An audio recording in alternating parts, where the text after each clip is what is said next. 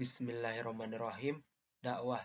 Dakwah berasal dari kata bahasa Arab, yakni da'a yada'u dakwatan, yang artinya memanggil, menyeru atau mengajak. Di dalam Quran Surah Al-Baqarah ayat 221, Allah berfirman, Allahu yada'u ilal jannati wal ma'firati biizni. Dan Allah mengajak ke surga. Nah, di sini dapat dikategorikan dakwah yang bersifat baik karena mengajak ke dalam surga. Surga adalah tempat kembalinya orang-orang yang beriman kepada Allah. Ada juga dakwah yang mengajak ke hal-hal yang buruk. Seperti disebutkan di dalam Quran Surah Fatir ayat ke-6, Allah berfirman, Innama yada'u isbuhu liyakunu min ashabis sa'ir.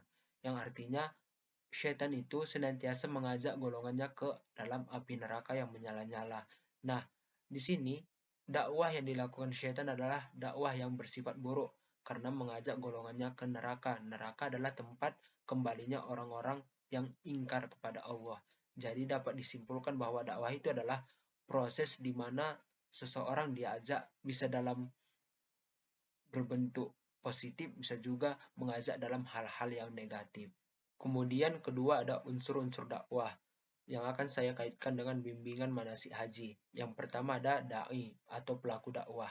Itu adalah seseorang yang memberi pelajaran bagi calon jamaah haji. Yang kedua ada mad'u, objek dakwah, yaitu calon jamaah haji itu sendiri. Yang ketiga ada materi dakwah, yaitu berupa pelajaran agama yang didapat oleh calon jamaah haji dari seorang da'i. Yang keempat ada media dakwah, itu bisa berbentuk audio, video, maupun perbuatan yang dilakukan da'i kepada calon jemaah haji.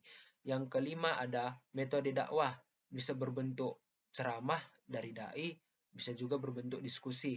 Yang keenam ada tujuan dakwah, yang pastinya tujuan dakwah adalah bagi bimbingan manasik haji, bagaimana nantinya calon jemaah haji mengetahui tata cara pelaksanaan haji dengan baik dan benar. Dan yang terakhir, 7 ada efek dakwah itu sendiri, yaitu bagi calon jemaah haji, dia akan mendapatkan ilmu agama yang bermanfaat, dan suatu saat nanti dia juga bisa menjadi seorang da'i yang bisa mendakwahi orang-orang yang belum tahu tentang bimbingan manasik haji. Kemudian seterusnya ada 3 pendekatan ilmu dakwah. Yang pertama ada istinbat, pendekatan melalui Al-Quran maupun hadis. Yang kedua ada iktibas, pendekatan melalui ilmu-ilmu sosial. Dan yang ketiga ada istiqro, pendekatan melalui metode cara kerja ilmiah. Yang keempat ada tahapan-tahapan dakwah. Ada 7 tahapan dakwah. Yang pertama ada dakwah nafsiyah, di mana seorang da'i atau mad'u mendakwahi diri sendirinya terlebih dahulu. Yang kedua ada dakwah secara fardiyah, di mana seorang da'i mendakwahi sekelompok secara dalam suasana kontak langsung.